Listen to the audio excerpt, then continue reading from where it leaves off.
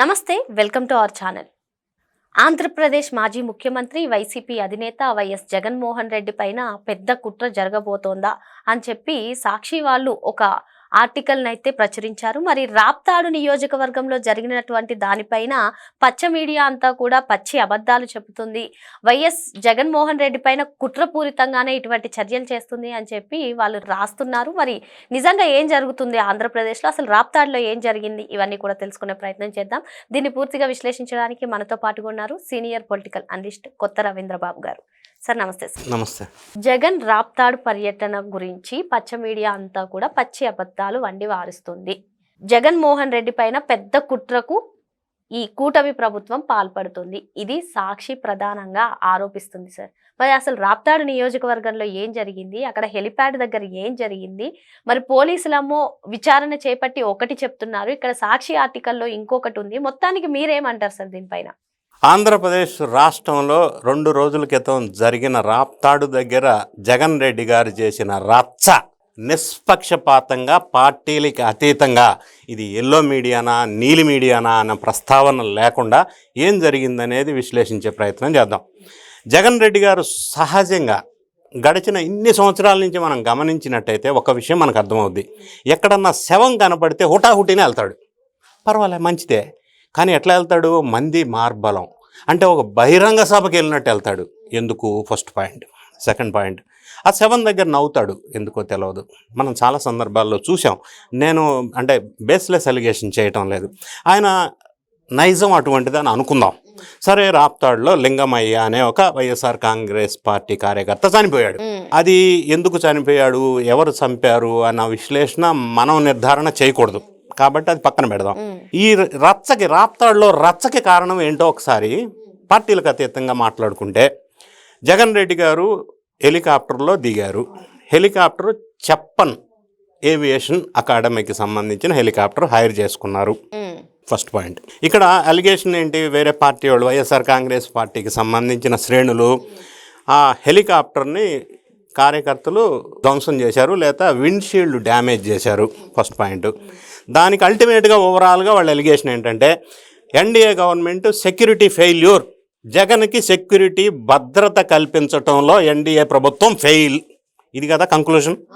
So ఎక్కడ fail అయింది, wear went wrong అనేది మనం ఆలోచిస్తే, ఫస్ట్లోనే పోలీసు వాళ్ళు ఆ పర్టికులర్ లింగమయ్య అనే చనిపోయిన వ్యక్తి గ్రామానికి వెళ్ళాలంటే ఎక్కువ సంఖ్యలో పెద్ద ఎత్తున జనం వస్తే అక్కడ వెళ్ళటానికి సదుపాయం లేదు, రోడ్లు కానీ మిగతా అంశాలు కానీ.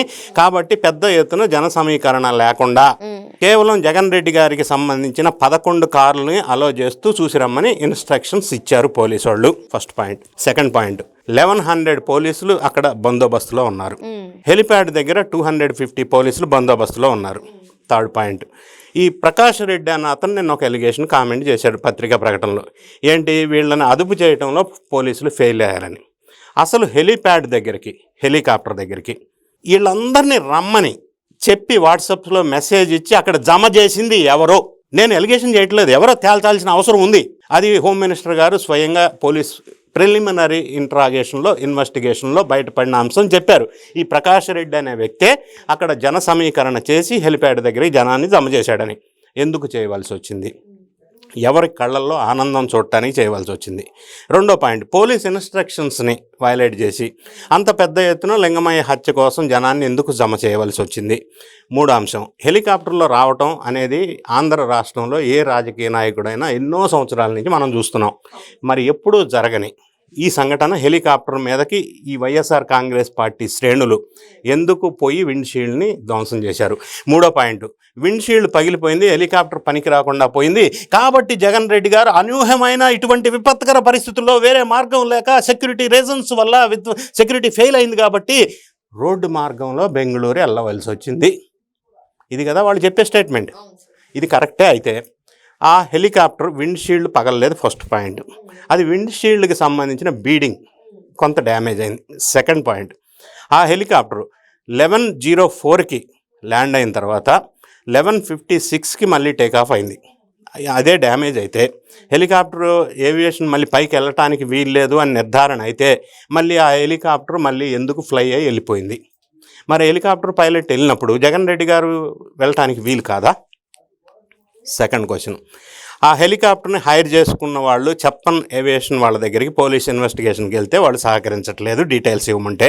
So civil aviation minister Rammohan Naidu గారి దగ్గర నుంచి సపోర్ట్ తీసుకొని ఏవియేషన్ దగ్గర ఈ చెప్పన్ వాళ్ళు ఏవియేషన్ దగ్గర నుంచి డీటెయిల్స్ సేకరించే ప్రయత్నం చేస్తున్నారు, వాళ్ళు సహకరించట్లేదు కాబట్టి. మూడో అంశం, ఇక్కడ నుంచి టేక్ ఆఫ్ అయిన హెలికాప్టర్ బెంగళూరు వెళ్ళాలి, బెంగళూరు వెళ్ళలేదు, మధ్యలో ఆగింది, ఎక్కడ ఆగింది, ఎందుకు ఆగింది? నెక్స్ట్ పాయింట్, ఈ హెలికాప్టర్ హైర్ చేసుకున్నప్పుడు 1 వేకే హైర్ చేసుకున్నారు, not for 2 way, only Bengaluru to ఈ ఏరియాకి. మరి అంటే ముందుగానే ప్రీ ప్లాన్డ్ కదా రిటర్న్లో హెలికాప్టర్లో వెళ్ళట్లేదు అనేది. మరి ఈ నాటకం ఎందుకు చేయాల్సి వచ్చింది? మూడోది, పబ్లిక్ని రెచ్చగొట్టి హెలిప్యాడ్ మీద ఇంతకుముందు ఎప్పుడు లేనంతగా ఈ శ్రేణులను ఎందుకు రెచ్చగొట్టాల్సి వచ్చింది? ఎప్పుడూ లేదు కదా ఈ సంఘటన, మరి ఎక్కడ ప్రాబ్లం వచ్చింది? సో పోలీసు వాళ్ళు చెప్పినా కూడా వినకుండా శాంతి భద్రతల సమస్యను సృష్టించి ఆ బ్లేమ్ గేమ్ని ఎన్డీఏ మీద దొబ్బాలని చెప్పి ఒక కుట్ర కోణంతో చేసిన పరిస్థితి కాదా? మూడో అంశం, జగన్ రెడ్డి గారు మాట్లాడుతూ ఆ సందర్భంలో పోలీసులు బట్టలు ఒప్ప తీసి కొడతా అనటం ఏంది? ఎందుకు బట్టలు ఒప్ప తీసిపోయింది? ఇదేంది ఫ్యాంటసీ? ఏం చూస్తాడు బట్టలు ఒప్ప తీసి? మనకు అర్థం కాదు. ఆ విధంగా మాట్లాడాల్సిన అవసరం ఉందా? జనాన్ని రెచ్చగొట్టాల్సిన అవసరం ఉందా? అది సందర్భమా? మూడోది, ఈయన ప్రీ ప్లాన్డ్గా రిటర్న్లో వెహికల్లో ఆన్ రోడ్ వెళ్ళాలని డిసైడ్ చేసుకున్నాడు కాబట్టి హెలికాప్టర్ 1 వేనే ఎందుకు హైర్ చేసుకున్నారంటేనే మ్యాటర్ అర్థమవుతూ ఉంది. సో ఇవన్నీ అంశాలు మనం పరిశీలించినట్టయితే శాంతి భద్రతల సమస్యను సృష్టించాలి అని, విచ్ఛిన్నకరమైన పరిస్థితులు క్రియేట్ చేయాలని కుట్ర కోణంతో ఆలోచించి విధ్వంసానికి రచన చేసిన ప్రకాష్ రెడ్డి లాంటి వ్యక్తుల మీద పోలీసు వాళ్ళు ఇప్పుడు అలిగేషన్ చేస్తూ ఉన్నారు, కేసులు కూడా పెడతా ఉన్నారు. సో ఈయన మాట్లాడిన మాటల్లో ఆ ప్రాంతానికి సంబంధించిన ఎస్పీ ఉమెన్ లేడీ ఎస్పీ ఉన్నారు రత్న గారు, మరి అటువంటి వాళ్ళ మీద కూడా ఈయన ఇటువంటి డ్యామేజింగ్ కామెంట్స్ చేయటం ఏ విధంగా అసలు సభ్య సమాజం హర్షిస్తారు? ఇంత చేసి ఎందుకు ఈ విధమైన జనాన్ని రెచ్చగొట్టే పనులు వీళ్ళు చేస్తున్నారు అనేది ఒకసారి ఆలోచించాలా. పోలీసు వాళ్ళు కూడా పూర్తి స్థాయిలో దీని మీద ఇన్వెస్టిగేషన్ చేస్తున్నారు, చేయాలా. హెలికాప్టర్ ఎక్కడ, ఎందుకు విధ్వంసం అయింది, దాన్ని ప్రేరేపించింది ఎవరు, రెచ్చగొట్టింది ఎవరు, దాన్ని ధ్వంసం చేసింది ఎవరు, ఎందుకు చేశారు? ఇందులో భాగంగా ఆ హెలికాప్టర్లో ఒక బ్యాగ్ కూడా మిస్ అయిందని చెప్పబడుతుంది. ఆ బ్యాగ్ ఎవరిది?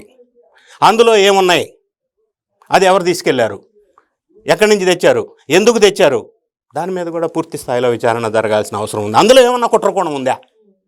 Just like that baseless allegations చేస్తూ ఉంటే ఒక పార్టీ వాళ్ళు ఇంకో పార్టీ మీద, పోలీసు వాళ్ళు పూర్తి స్థాయిలో నిష్పక్షపాతంగా ఈ అంశాలన్నింటినీ వెలుగులోకి తీసుకొచ్చి అందరికీ క్లారిఫికేషన్ ఇవ్వవలసిన బాధ్యత ఉంది. ఆ ఇన్వెస్టిగేషన్ జరుగుతుంది, తొందరలోనే నిజాలు బయటికి తెలిసే అవకాశం కూడా ఉంది.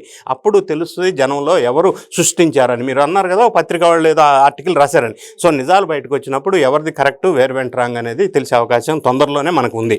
అప్పుడు తెలుస్తుంది ఏం జరిగిందనేది. మరి మొత్తానికి జగన్ రాప్తాడ్ పర్యటన రచ్చ వెనకాల వైసీపీ హస్తం ఉందని చెప్పి అనుమానం వ్యక్తం చేస్తున్నారు రవీంద్రబాబు గారు. అదేవిధంగా ప్రస్తుతం ఇది ఇన్వెస్టిగేషన్లో ఉంది, విచారణ అనంతరం వాస్తవాలన్నీ కూడా బయటపడతాయని చెప్పి సార్ చెప్తున్నారు. Thank you sir. Thank you.